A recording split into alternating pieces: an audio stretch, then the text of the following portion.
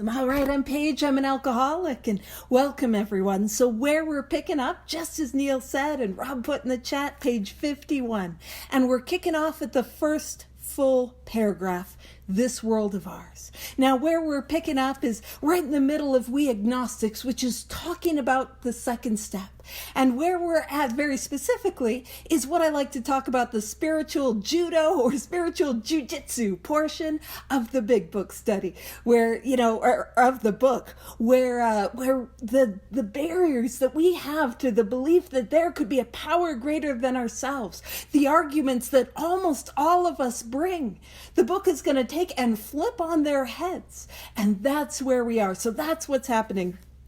So it says, the world of ours, page 51, first full paragraph. The world of ours has made more material progress in the last century than in all the millenniums which went before.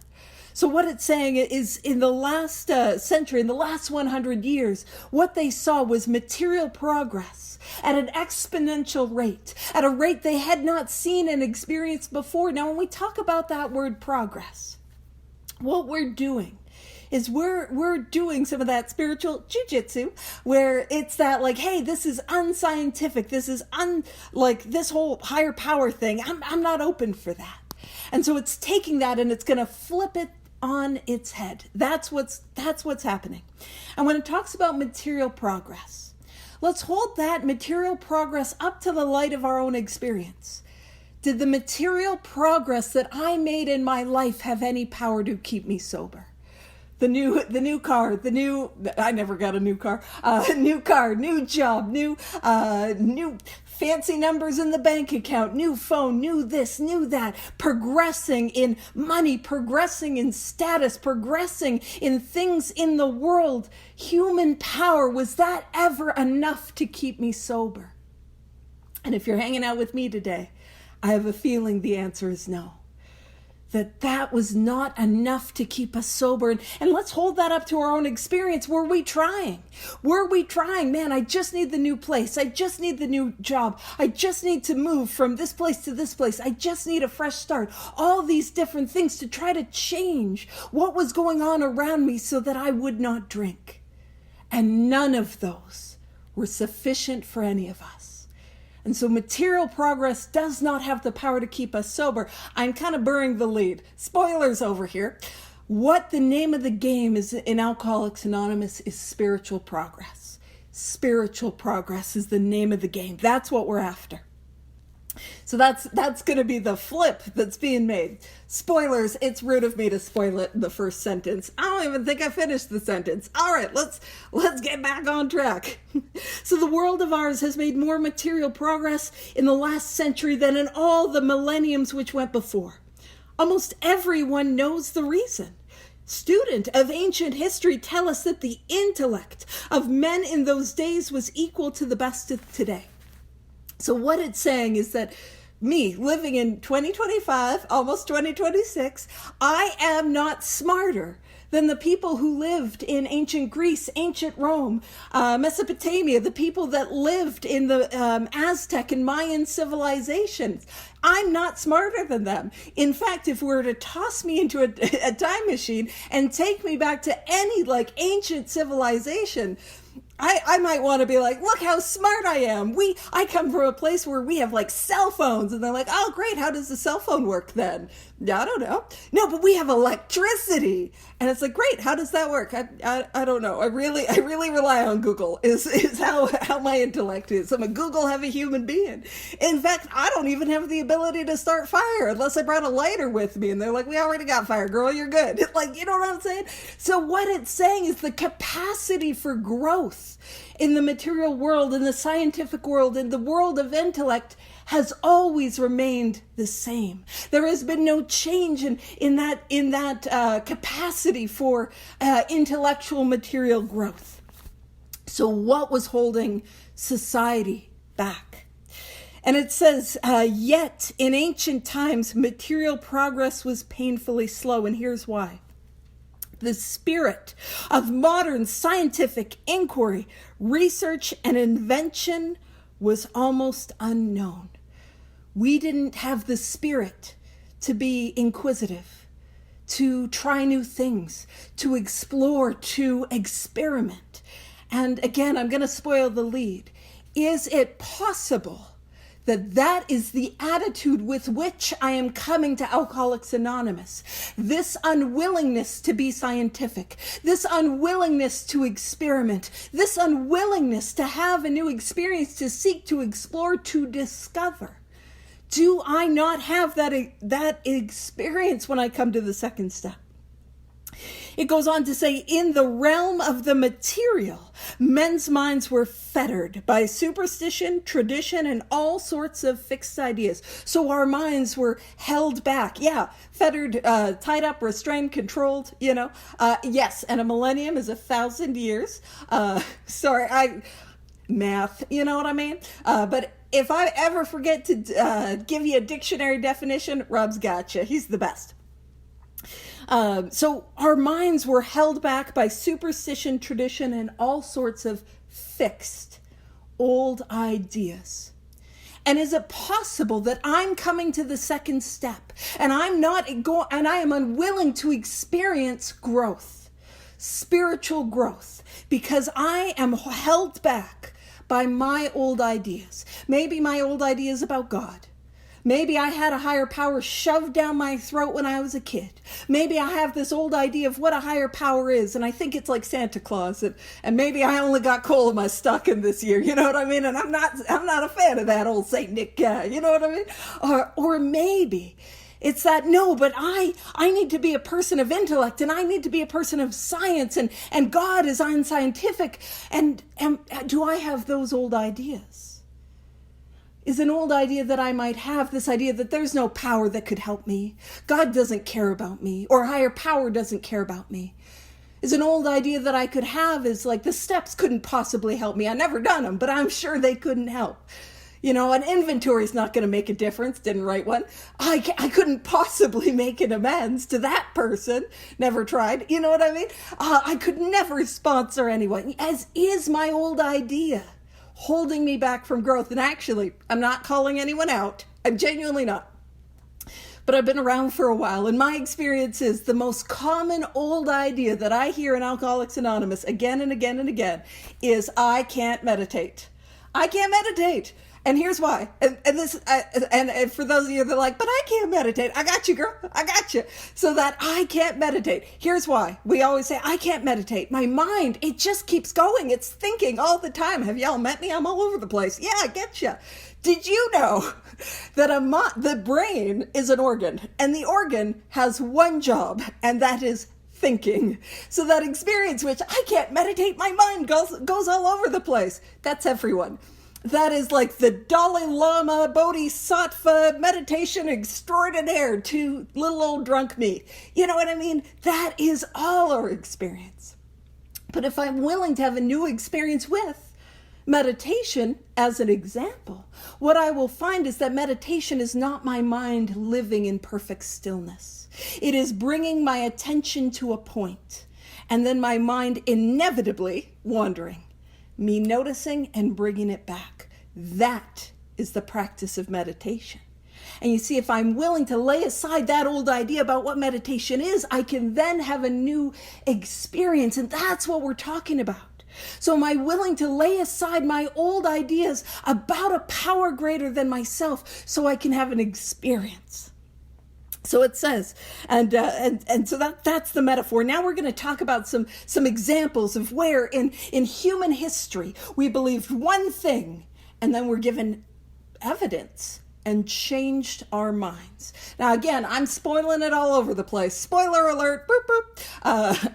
I don't know what that sound effect was. I'm as surprised as you guys that I made it. This is like a little siren. But spoiler alert. When it talks about like believing one thing, giving good evidence, and changing our mind, what I can look at and what that looks like is I come to Alcoholics Anonymous and I want to stay sober. I have to stay sober. I need to stay sober, but I can't stay sober. And can I change my mind about a power greater than myself? Because I see you. I see those of you who have recovered, those of you who have gone through these 12 steps and continue to live these 12 steps as a way of life. where the light is on in your eyes, the hope is in your spirit. Can I not change my mind about that? That is evidence to maybe this thing could work. I don't know it. I don't define it. Heck, I might not even like it at this point. None of that is required. Can I just believe there could be something? That's what we're talking about. So it says, some of the contemporaries of Columbus thought around Earth preposterous. So the belief in the 1930s was that humanity was like, the world's flat. And then Columbus was like, no, it's round, and proved it was round. And turns out people knew the earth was round well before Columbus, and turns out he might not have been such a good person. But even then, as an example, if we hear that, no, ancient Greeks, the Vikings, they knew the world was round, and we're like, yeah, that's right, I believe it. But the idea is we were given information, and we were able to change our minds. And we were able to do that as a society, as a culture. It says, others came near putting Galileo to death for his astronomical heresies. And I think Galileo is the perfect metaphor for this. You see, what did we believe before Galileo? Well, in parts of the world, we believed that the earth was the center of the universe. And why it is a perfect metaphor is I will not imply that an alcoholic, no, I will, I'm full on implying it. An alcoholic, we think we're the center of the universe and that we are the center and that everything revolves around me. You know what I mean? Not you guys can't relate to that, but those other alcoholics do. And so that's the idea. We believed the earth was the center of the universe. And Galileo was like looking through his telescope and he's like, nah, man. And that's historically accurate. No, dude, that's how they spoke. He's like, no, the earth is at the center. Or not the earth, the sun is at the center of the universe. And what we do is we revolve around the sun. And the church at that time was like, that is heresy. And heresy is a no, you take that back. You take that back, And Galileo was punch buggy, no returns. That's for those in the 90s that remember that one. But he's like, no, I don't want to take it back. But because he said the earth was not at the center of the universe, how dare you say such a thing? But then we were given evidence and we changed our minds. And so that's what we're beginning to do, change our mind. Is it possible that I'm not at the center of the universe? Is it possible that what is at the center of the universe is the light? And what I need to do is revolve my life around that light. And that is why I think it's such a perfect metaphor. We have all these descriptions and metaphors and ways to describe that power, which I am calling God, because it's, one syllable, 3 letters, but the power that works in our lives. And we see the use of the phrase light, Father of light who presides over us all, sunlight at last. And that's a beautiful metaphor. And here's why. Because I don't know about you, but by the time I came to Alcoholics Anonymous, I hadn't seen light in a long time. I was living in darkness, a self-imposed exile in the wilderness of my own pain and misery, and it was dark. And when we describe God as light, light is not simply what I see. Light is also the way in which I see. Bear with me. And we got some people from Ontario. So this was a couple of years ago. I was out in Ontario, and we were driving from Toronto out to Trenton because I was doing a talk out there, and it was October. So y'all had, and I apologize for the non-North Americans that are like, we're not here for this, but y'all had the beautiful, like, vibrant red maples, and we were driving out that way, and man, it was the golden hour was hitting, and it was beautiful, and like the incredible scenery of Ontario in autumn. The sumac, it was gorgeous. Some of y'all know. So we're driving, and we do the talk, we head out to Boston Pizza, and we drive back. Now it is the same drive, but you can gather after a little bit of time, it's black, it's pitch black. It was a completely different drive, but it was the same drive. You guys know what I'm saying? Everything about that drive had changed, and yet nothing had changed. And that's what we're talking about with light. Light is not simply what I see, and yes, I can see light, but it is also the way in which I see. And that is what it is like to live this spiritual way of life, the life of these 12 steps. It is not simply I see a power, but that power is how I see the world. And it changes how I show up and how I engage and interact with the world around me. And I need to revolve my life around that. Because believe me, there's nothing worse than having me at the center of my life. It's a disaster. Y'all know, you can tell, right? I need to revolve around this light. And so it says, we asked ourselves this. So this is the question. This is what I was spoiling for all of you.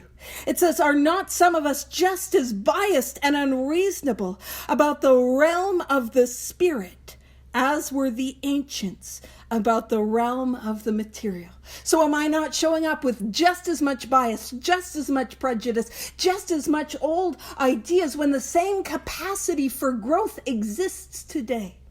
So that capacity for material growth, but by that same token, the capacity for spiritual growth exists in each and every one of us. And again, spoiling it all over the place. If you're like, okay, fine. I can believe that I need a spiritual awakening. How do I get it? How do I get this spiritual growth that you're going on and on about, girl?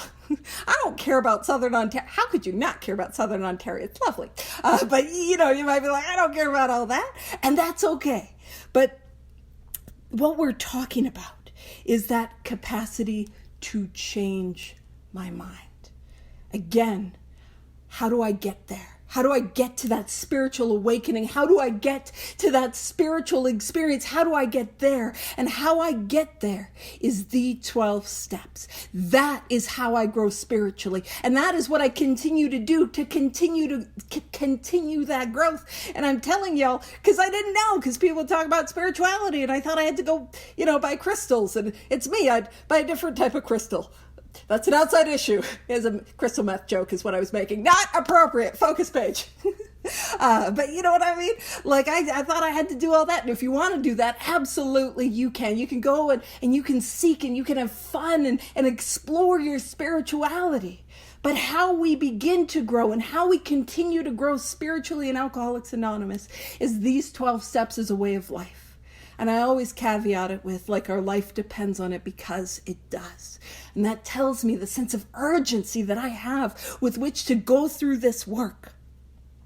So that's the question. Are we not as biased and unreasonable about spirituality as were some of the ancients around science and exploration and experimentation?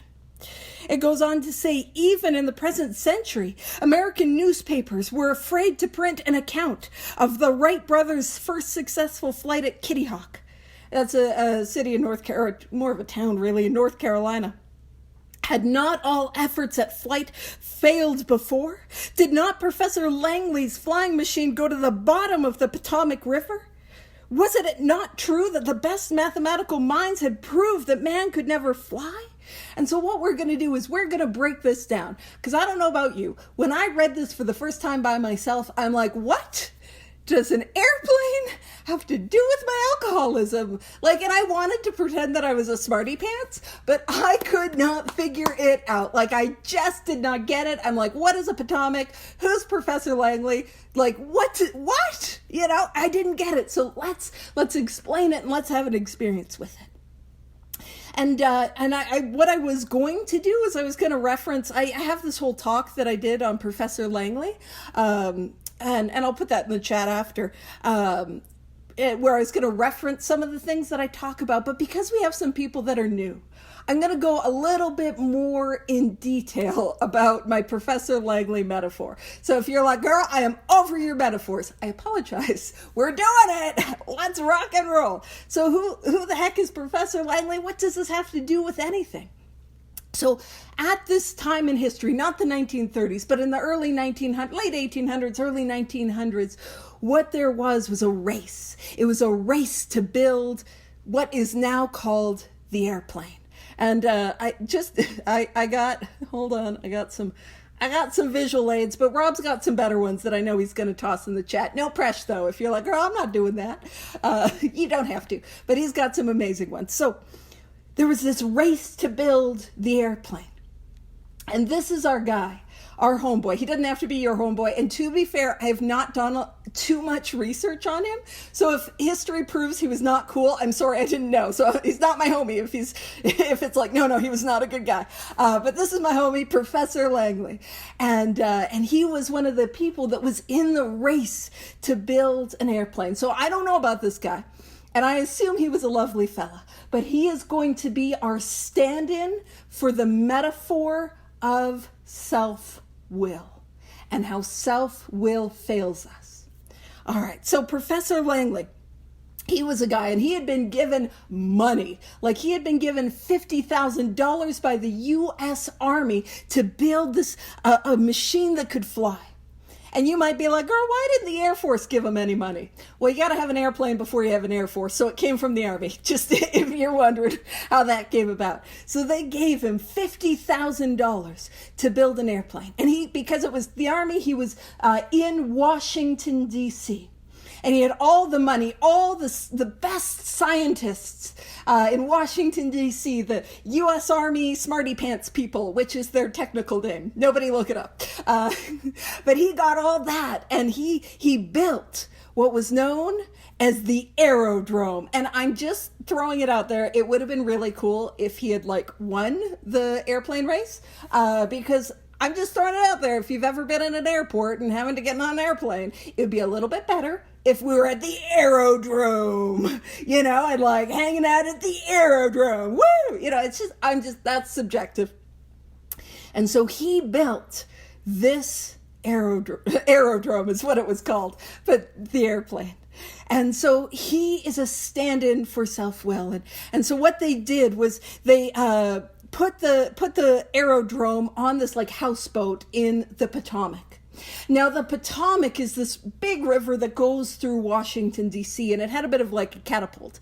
And so what they were going to do is they were going to catapult it off into the air, and it was going to take flight. It's not a great picture. Rob's got better ones. And it's beginning to take flight. And so it begins. And what happens? Oh, no. It crashes right into the Potomac River. And so what I want us to do is I want us to hold up our own experience to that. Did my self-will fail? And again, this is why I'm saying, hey, heads up, I'm diving deep into this metaphor, because we got some people who might really benefit from diving deep into this metaphor. Now, when we look at self-will, let's look at how I use self-will up against my alcoholism. And was I not Professor Langley in my life? And did it not crash? So the first place, I don't know about you, that I tried to use self-will was against the first symptom of the illness of alcoholism. So the first symptom of the illness of alcoholism is the allergy of the body, which is that thing that happens once I start to drink, that more often than not, it's like a switch goes off in my head and it tells me I need more. And the more that I drink, the more that I need to drink, and I cannot control the amount that I take. But you see, the first thing that I tried to do was I tried to use my self-will against that allergy of the body. And I tried to, do not all the things, but I tried to do some of the things to try to control my drinking, because I didn't want to have to give it up. And so you might have a look and have a see at some of the things you tried. Maybe you tried changing the types of drinks that you were drinking, or the type of liquor. Maybe you tried just limiting the number of drinks. Maybe you tried changing who you were drinking with. Maybe you tried changing the dates in which you drank, no more drinking until 2016. That's a little joke, because focus. But maybe you tried, drinking water in between things, or doing outside drugs in between drinks, all those things. Did I try some of those things to control my drinking, to not end up with those consequences that almost inevitably happened? Did I do that? Was my experience, and what was my experience using that self-will against the allergy of the body? Well, my life crashed into the Potomac. And what happened is I became acutely aware of the fact that I could not drink again. And so what did I begin to do? I began to Professor Langley my way into sobriety. And I would use my self-will to stay sober. And I don't know about some of the things you tried. I didn't try everything. But some of the things I tried, man, I tried exercise, working out. I tried the good old geographic. I moved different places. I got out of the relationship, back into the relationship, in and out, as one does. It's healthy. But I tried therapy, counseling. I didn't try treatment centers, but those are examples. Treatment centers, detoxes, sober living. I definitely did emergency rooms and psych wards. And I tried those things to get and to stay sober. I used desire, I used need, I used willpower, and none of it worked. I inevitably crashed into the Potomac River of my life, and I drank again. And you see, what we're trying to see in this metaphor is that self-will is not sufficient to keep me sober. I crash into the Potomac River. And ironically, where I need to get to is almost where they got with the airplane, where I need to see that in and of myself that I have to stay sober, I need to stay sober, but I cannot stay sober. And that is the step one experience. And that is the place that opens us up to the second step. And so we've crashed into the Potomac of our life. And as Professor Langley did that in real life, we were absolutely convinced from that point on that man could never fly. There was no point or no purpose in trying. Man could never fly. It was impossible. And then it was two bicycle repairmen in Kitty Hawk, North Carolina, the Wright brothers. And they built the airplane. Not as cool as a name as Aerodrome. Just that's my opinion. And that plane flew. And it flew for like 7, maybe 11 seconds. I mean, it flew for less than the distance of some of those like big 747 type planes. But it flew. And when it says, had not people said, God had reserved this privilege to the birds. Now it says only 30 years later, the conquest of the air was almost an old story. And airplane travel was in full swing. So we had to start with the belief that it was possible, the belief that maybe we could fly. And that's what we're doing with the second step. At the second step, we're just believing that flight is possible. We're just believing that a spiritual experience is possible. I don't have it yet. You know what I'm saying? I don't have it, but I'm believing it's possible. But here's the deal. It's 2025, almost 2026, or it is 2026 for Michelle. Sorry, I forget she's living in the future, guys. But it's almost 2026 for us on this side of the, this side of the world. And so what's the difference? The difference is that we have airplanes. We have literal airplanes and spiritual airplanes. Bear with me as I continue to make this metaphor.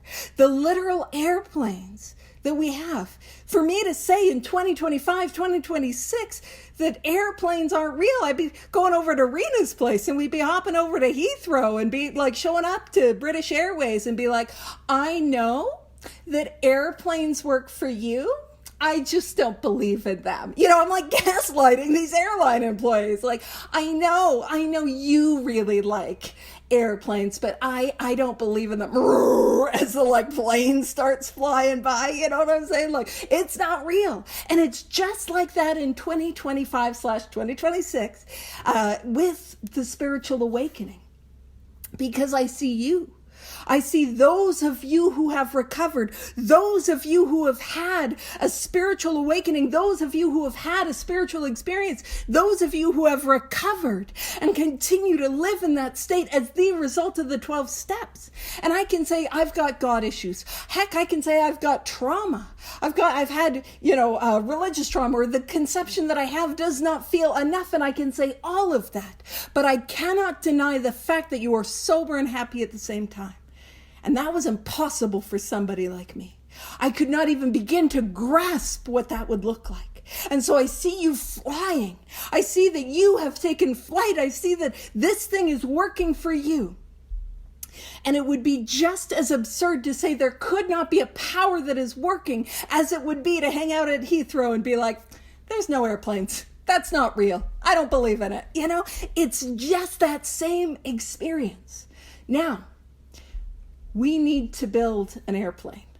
That's what we're going to do. And that's what we're going to do with the 12 steps. I need to take flight. I have to take flight.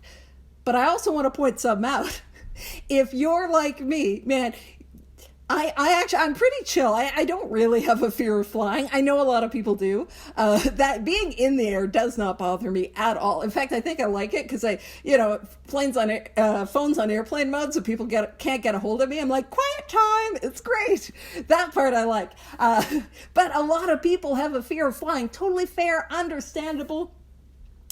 Now, if we had to build our own airplane, would we build it with the same attitude that we sometimes build IKEA furniture, which is, it's fine, I don't need instructions, I'm going to willy-nilly this, you know what I mean? What are these extra nuts and bolts for? No, that's not how we're going to build it. This is the vehicle through which I am going to live my life. I want to follow directions. And I need to build it with a sense of urgency, but I'm going to follow the directions. I'm not going to loosey-goosey it. In fact, what am I not going to do? Again, I hope Professor Langley was a lovely fella, and I don't mean to besmirch his good name, but is it possible that, if I try to Professor Langley this thing, try to do it my way, that it's not going to work? And I'm going to get a plane that doesn't have an engine, or I'm going to get a plane that's facing backwards and, whatever it is. I don't know. And just as much as I need to build that airplane, and we do that. By the way, how do I build the airplane? In case you're wondering, I'm making this super literal. How do I build the airplane? That is the purpose of steps 4 through 9. To construct, to build, to put together this airplane. That's what I'm going to do. And that's when I begin to take flight. And if I'm here today and I can't stay sober and I want to stay sober, I'm miserable and I want to die, but I want a different way to live. Man, what I got to do is I've got to build that airplane. And if I need to stay sober, but I can't stay sober, where I've got to get to is I've got to get to those 10th step promises. Now those 10-step promises, we're going to read the 9th step ones, but the 10th step ones are the ones that I think there's a whole lot of power in, especially when I keep coming back, especially when I'm like, this thing can't work for me, especially when I see the reality and the hopelessness. And the 10th step promises tell me that as the result of 4 through 9 and continuing that process, the obsession of the mind is removed from me. It's gone. I'm in a position of neutrality, safe and protected. I'm not even swearing off. It's gone. It's removed. That's what it means to be recovered. That is what is available. I don't got to white knuckle this thing. We get to live free. That's what's on offer. Now, if I want that, I got to do 4 through 9. Now, keep in mind, I will throw out, this is not the, when we talk about the steps 10, 11, 12, we often refer to them as maintenance steps, which is, I don't know, do y'all ever want to maintain much? You know what I mean? I'm like, I really believe they're growth steps. Nobody's like, woo, an oil change. You know what I mean? Like, yeah, let's rotate those tires. Woo. That's kind of not how we tend to show up. You know what I'm saying? But here's the thing. If it was an airplane, I might be a little bit more on top of that vehicle maintenance. I might be changing that oil. I might be on top of it. And so the 11th, the 10th, 11th, and 12th steps, they allow me to maintain that airplane. They allow me to keep flight. But deeper than that, I get to, and actually it talks about rockets. Man, we get to put rockets on this thing, and we get to go to places we did not think possible. That's what's available for each and every one of us. It goes on to say, but in most fields, our generation has witnessed a complete liberation of our thinking. So the metaphor is we went from there could be no power that is greater than ourselves to a complete open mind. And just as much as it's that is we went from there could be no airplane to Bill and Abby, they're getting drunk on an airplane. You know what I mean? They're doing it. And now what we're seeing is this complete liberation where the mind is totally open. And it says, show any longshoreman a Sunday supplement describing a proposal to explore the moon by means of a rocket. And he will say, I bet they do it. Maybe not so long either. So what is that talking about? You know? Because I didn't know what that was talking about. So I live in Alberta, and if you're wondering, we don't have longshoremen, because you need to have a shore to have a longshoreman. Just if you're wondering, I am in a landlocked province, we don't got that. But for those who are like me that didn't know what a longshoreman is a blue-collar dock worker. That's what it is. That's what a longshoreman is. So you don't need to be, labor who loads the vessels. Absolutely. You don't need to be an intellectual, a scientist. That's what it's saying. Show any blue collar worker. Now a Sunday supplement, for those of us who remember newspapers, on Sundays, they were always the thickest. You get a thick newspaper that had the good cartoons in it too. So y'all know. But a Sunday supplement would be an extra story that was added to help boost the Sunday newspaper. And if you guys remember seeing movie and TVs and plays where you'd have a little newspaper guy and he'd be like, extra, read all about it. That extra that he's saying is that Sunday supplement, that addition to that newspaper, that directed story. So it's saying, show any blue collar worker a TikTok, maybe that's the sort of equivalent, I don't know, Facebook reel, I don't know, Instagram, whatever, to explore the moon by means of a rocket. He says, I bet they do it maybe not so long either. So we went from there could be no airplane to, man, I bet we could get on the moon. I bet it won't even take long. And so where we had to start with is maybe there could be an airplane. But if I follow that up with action, if I follow that up with these 12 steps, man, I can experience that maybe I could go to the moon sort of experience. Our mind became open, but we just had to start with maybe a spiritual experience was possible. And from there we could have an open mind. And I'm going to throw something out. We've had people on the moon. In fact, we've had rovers on Mars that were up there so long they died, and I felt sad for the robots because I'm a little codependent. I had a big feels on that one, And you know what we don't have? We don't have a solution for alcoholism that doesn't involve a spiritual awakening. And I kind of have a feeling that in theory, shouldn't interstellar space travel be more complicated than alcoholics? But I think it points out the hopelessness of this thing, that only a spiritual awakening is going to work for somebody like me. And it goes on to say, is not our age characterized by the ease with which we discard old ideas for new? By the complete readiness with which we throw away the theory or gadget which does not work for something new which does? Now, I have a degree that I don't use, and in that degree we learned, because it's a Bachelor of Science in Computer Networking, but in it we learned about this theory that was planned obsolescence. So in IBM, they had this guy and he stood on a printer and he's like, we don't want this. We want them to break down. And while I have my opinions on the planned obsolescence, where we plan things to be obsolete, it is perhaps useful with my old ideas. Can I plan that my old ideas might need to have another look at? That they might need to be reworked. In fact, the things in my life which are not working, can I throw them out as quickly as I do that charging cable that I got at 7-Eleven that's not working? Or maybe it's smoking, it's like, whoa, let's get rid of that. It's not working. And if I'm here today and I have the illnesses that's outlined in this book, what I've got isn't working.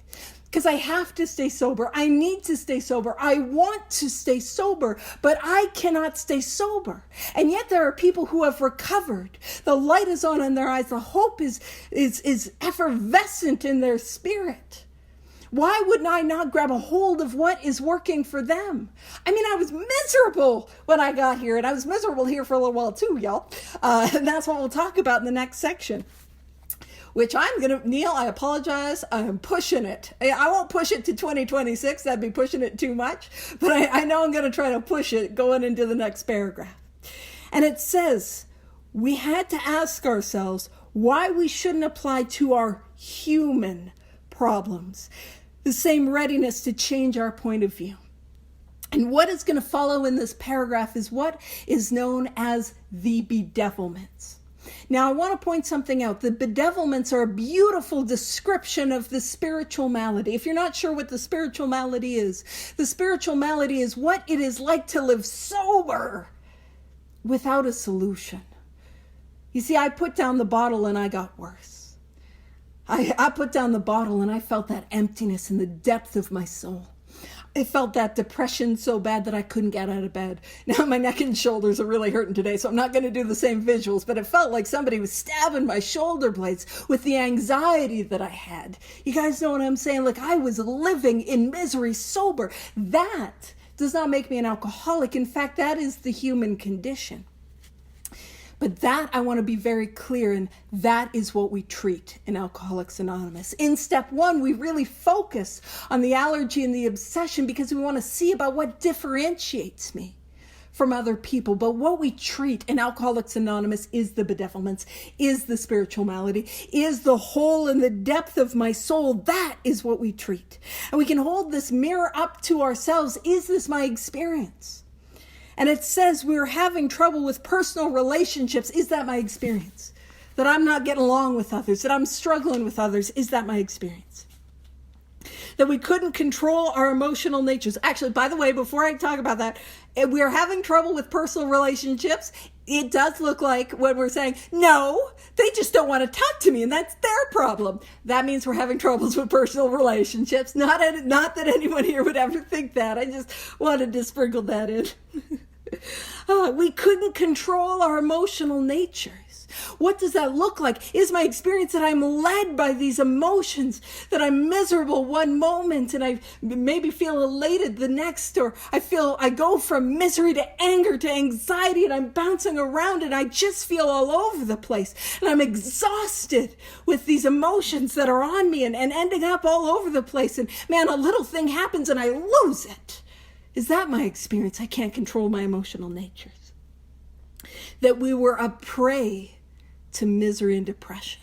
That misery and depression that is on me. It grabs me. If you think like a prey animal, like trying to run from it, and it's got me. And I can't get free. Has that been my experience? It says we couldn't make a living. Now that we couldn't make a living could be we can't hold down a job. But it could also be not just am I unemployed, but am I underemployed? Am I spending money faster than I'm making it? Is my financial situation completely out of whack? Or do I work and maybe I'm okay with my budget, but every day I wake up in the morning and I'm like, I don't want to do it today. I don't want to go in. Cannot make a living? Is that my experience?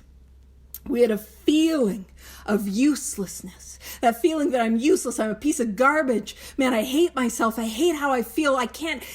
I'm the worst person that ever lived. Has that been how I've been feeling? That nothing seems to work. I can't seem to. And we'll talk about can't help others. But that we were full of fear. Is that my experience? We were unhappy. Was that my experience? And again, is that my experience sober? Sober. You see, I thought you guys just came to meetings and you're happy to be here. And that wasn't my experience. I'm like, I'd say it. I'm like, happy to be here. Happy to be sober. I'll take 24 and pass it around. But I was not living free. You know what I'm saying? So we were unhappy. We couldn't seem to be of real help to other people. I couldn't seem to really help others. And I wanted to. I'm codependent. I was sad about the robot. We've gathered. I want to help people. I'm codependent as heck. You know what I mean? Like, I wanted to. But I couldn't. I couldn't be who I wanted to be. I couldn't live up to that. And it goes on to say, was not a basic solution of these bedevilments more important than whether we should see newsreels of lunar flight? Of course it was. Is it not more important that I get a solution for the way that I'm feeling on the inside, for the misery and the pain that I'm living in? than whether or not we get a new camera on the iPhone? You know, what is more important? Could I not set aside those old ideas? And this is me. This is where I'm pushing it. I'm pushing it, Neil, and I apologize. I want to share something. Because if you're, he's got to hit the share button to share it. If you're here and you're like, okay, but that's me. How do I get free? You said that's the point of Alcoholics Anonymous, to treat these bedevilments. That's what we're going to do. How does that happen? Well, we're gonna have Jacqueline read the 9th step promises, but let's see how they line up. You see, in the bedevilments, we're having trouble with personal relationships, and in the 9th step promises, we will lose interest in selfish things and gain interest in our fellows. Self-seeking will slip away, and when I'm that person, I'm able to have healthy relationships. It says we couldn't control our emotional natures. And it goes on to say, we will comprehend the word serenity, and we will know peace. Not able to dictionary definition it for you, but to know it in my heart, to live it as an experience. When it says we're a prey to misery and depression, it says our whole attitude and outlook upon life will change. I'm no longer a prey to that misery and that depression. When it says we couldn't make a living, well, that fear of people and of economic insecurity will leave us. We will, not necessarily economic insecurity, but the fear of. It said we had a feeling of uselessness. Well, in the 9th step promises, that feeling of uselessness and self-pity will disappear. And the bedevilments were full of fear. Well, what happens is in the 9th step promises, we will intuitively know how to handle situations which used to baffle us. In the bedevilments, we were unhappy. Well, in the 9th step promises, we are going to know a new freedom and a new happiness. When it talks about we couldn't seem to be of real help to other people, it talks about we will not regret the past nor wish to shut the door on it. And no matter how far down the scale we have gone, we will see how our experience can benefit others. So if I want that, if I don't want to feel the way that I'm feeling, and I'll make sure I put the image in the chat. If I don't want to feel the way that I'm feeling, if I don't want to experience that pain, that loneliness, that desperation, and I want those 9th step promises, what do I got to do? Steps 4 through 9 as a way of life, like my life depends on it, because it does. That's what we do here. That's how we get free. And that is me pushing it farther than I should have. Thank you, Neil. Back over to you.